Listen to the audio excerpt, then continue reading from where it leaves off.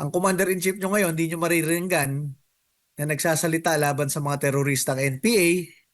At syempre, kung ang taga-file ng administrasyon ng impeachment laban sa Vice President Sara Duterte ay yung mga leader na mga kaalyado ng teroristang NPA sa Kongreso, talagang mapapaisip kayo na bakit ganon? 'Di ba? Nagkaalyaduhan na ang ating mga leader sa bansa.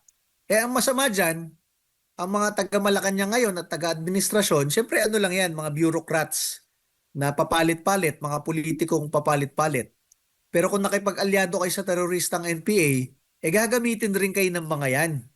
Hindi nyo alam dahil dyan talaga sanay ang mga yan for 50 years kung paano maging anay sa ating gobyerno. Gagamitin kayo, maya-maya babanatan kayo, mamaya gagamitin uli kayo. Akala nyo sila yung ginagamit nyo, pero ang tunay, kayo ang ginagamit, ang inyong pondo, ang inyong impluensya, at dahil nga dyan, lalong lumalakas tuloy ang teroristang NPA ngayon.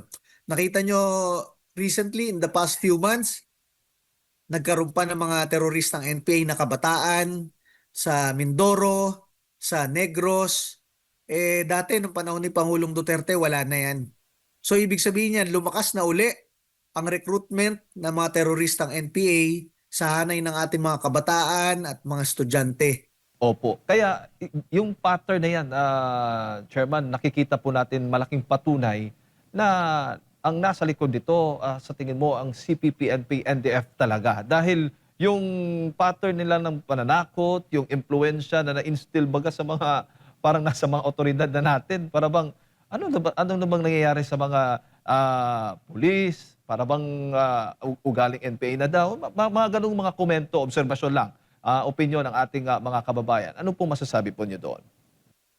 Yes, kumbaga sa political side kasi, ang ating pulis at sundalo kasi, sunod lang ng sunod yan.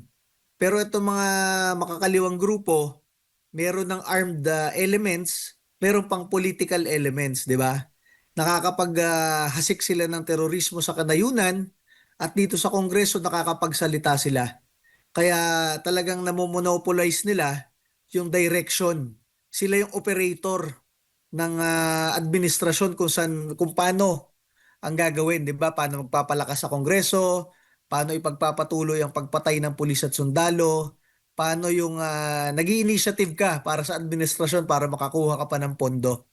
So, ang ating mga pulis at sundalo, marami tayong nakakausap diyan araw-araw. Talagang sila ay sumasakit yung kanilang kalooban, bakit ganito na ang ating bansa.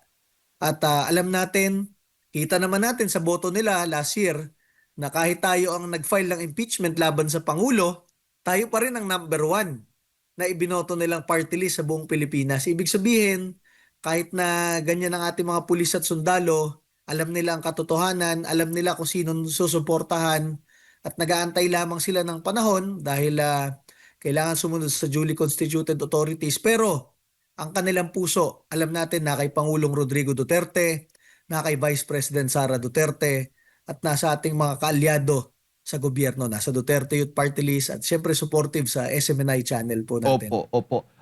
Chairman, bago ko lang ipasa kay partner Admar, marami din sa mga nagtatanong nating mga kababayan dito, sa tingin ho ninyo, ang teroristang grupong CPP, NP, NDF ay unti-unti nang namamahala sa ating bansa ngayon. Baga, kontrolado na ba nila itong ating pamahalaan sa ngayon? Kumbaga, sabi pa nga dito sa mga komento, parang daw na-hostage na ba ang ating pamahalaan na hindi makagalaw at hinahayaan na lamang na mag-bend the law, mag-break the law ang ilan nga sa mga ahensya, ang mga opisyal ng gobyerno?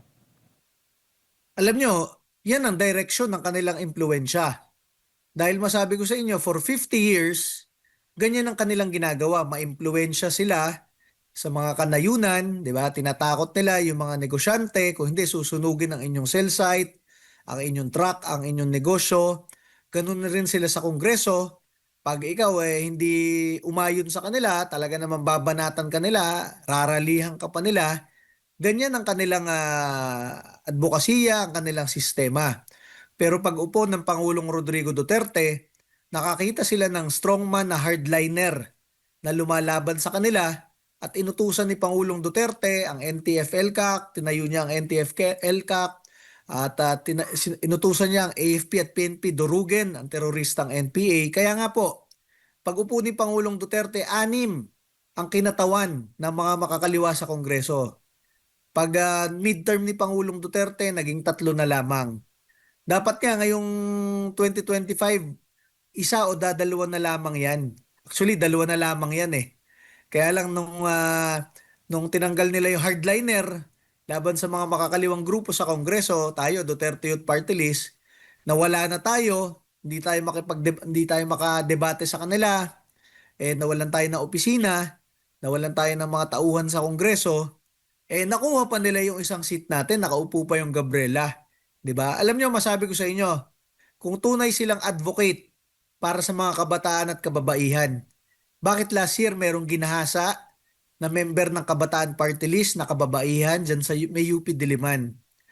Humihingi ng tulong yung member ng Kabataan Party List dahil ginahasa siya 3 beses ng kanilang mga kagrupo sa Kabataan Party List. 3 beses ginahasa ha.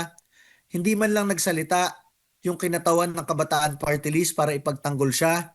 Hindi man lang nagsalita si Sara Elago na kinatawan ng Gabriela para sa kababaihan na dati rin kinatawan ng kabataan, na nahimik sila. Kahit yung sa ACT teacher na kayo ay kinatawan ng mga guro at ito naman ay scholar ng bayan sa UP Diliman, hindi rin nagsalita. So saan kayo nakakita na mismong miyembro nyo ginahasa ng mga kapwa nyo miyembro 3 beses, kababaihan, kabataan siya, at scholar ng bayan, hindi kayo nagsalita.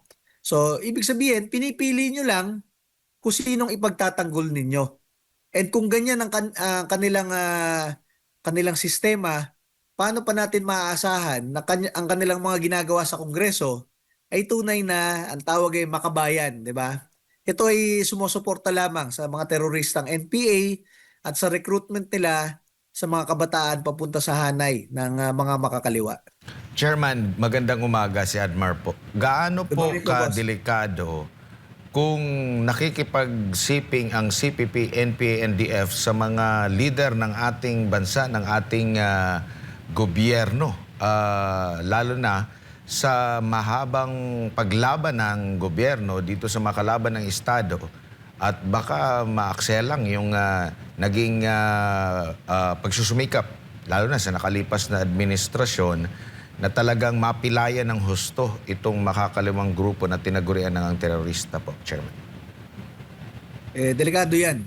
Dahil alam nyo, kung ikaw pulis o sundalo o tropa ng gobyerno, dati malakas ang loob mo at talagang high moral ka. Ang tawag dyan sa military o sa pulis, high moral. Dahil meron ka isang commander-in-chief katulad ni Pangulong Duterte na all out ang laban sa mga teroristang NPA. So ngayong panahon na ito na after ni Pangulong Duterte na dumurog kasama nyo sa mga teroristang NPA, ang commander-in-chief nyo ngayon hindi nyo mariringgan na nagsasalita laban sa mga teroristang NPA. At syempre, kung ang taga-file ng administrasyon ng impeachment laban sa Vice President Sara Duterte ay yung mga leader na mga kaalyado ng teroristang NPA sa Kongreso, talagang mapapaisip kayo na bakit ganon? 'Di ba? Nagkaalyaduhan na ang ating mga leader sa bansa. Ang masama diyan, ang mga taga-Malacanang ngayon at taga-administrasyon, syempre ano lang yan, mga bureaucrats na papalit-palit, mga politikong papalit-palit. Pero kung nakipag-alyado kayo sa teroristang NPA, gagamitin rin kayo ng mga yan.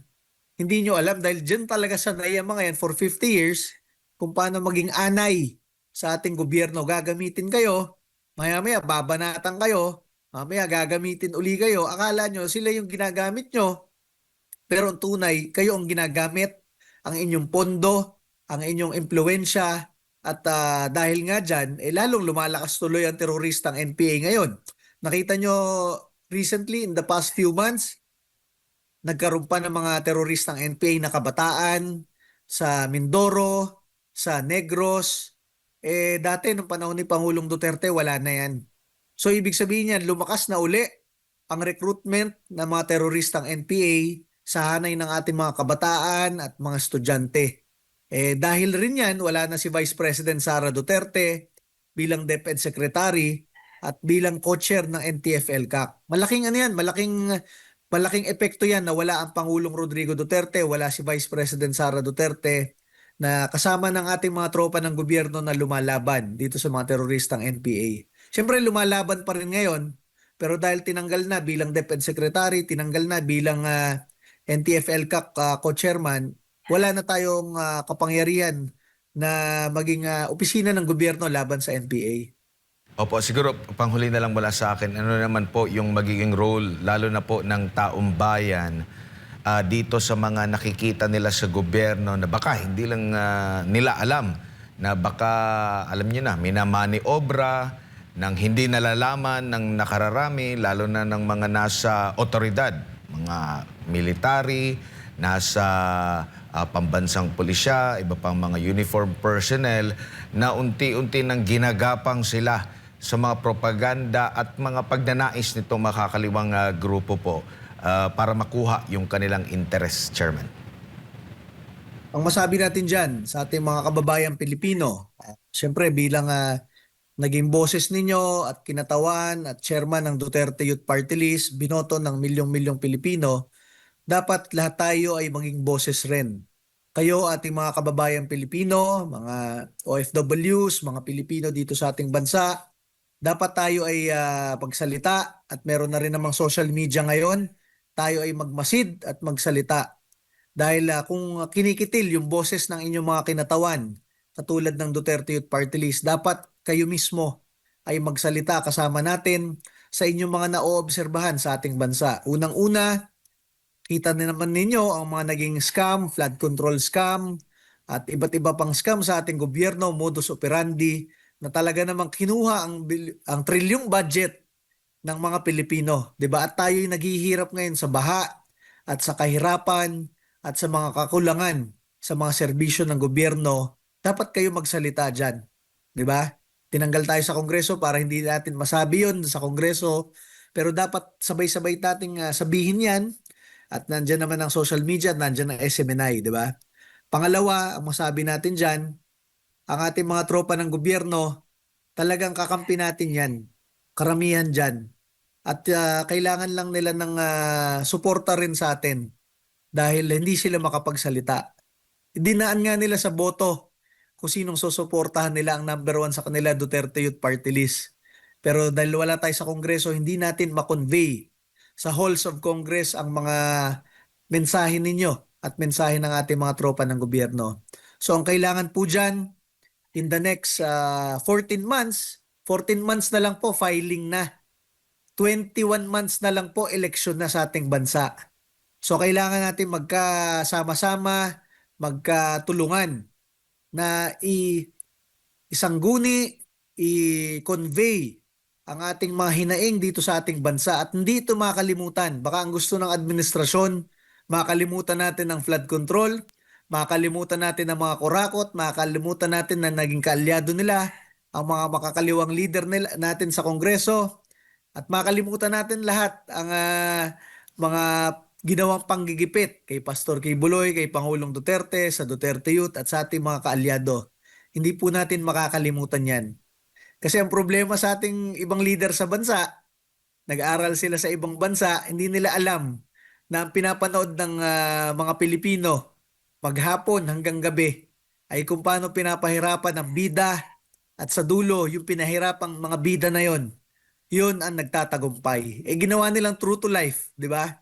So asahan ninyo na lalong lumalakas ang suporta ng sambayan ng Pilipino sa atin, sa Duterte Youth Party List, sa ating susunod na Pangulo, Sara Duterte, at sa pamilya Duterte at mga kaalyado natin sa Team Duterte ngayong 2028. At tayo po ay magtulungan para sa pag-upo ng ating susunod na Pangulo, Sara Duterte. Mabago natin ang ating bansa, matanggal natin lahat ng mga naging mga pangyayaring kadiliman.